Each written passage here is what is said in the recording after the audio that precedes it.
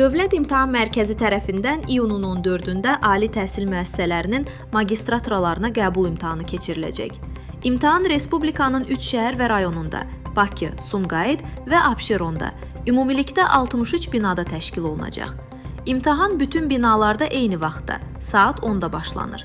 İmtahanın başlanmasına 15 dəqiqə qalmış, saat buraxılış rejimi başa çatır. Bundan sonra gələn iştirakçılar imtahan binasına buraxılmırlar. Qeyd edilib ki, imtahanda iştirak etmək üçün 15.719 bakalavr ərizə təqdim edib.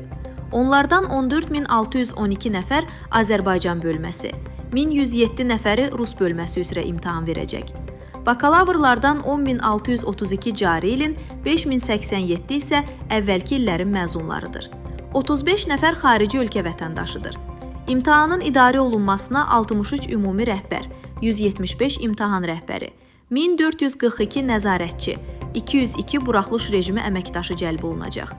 İmtahanda 19 nəfər sağlamlıq imkanları məhdud bakalavrda iştirak edəcək.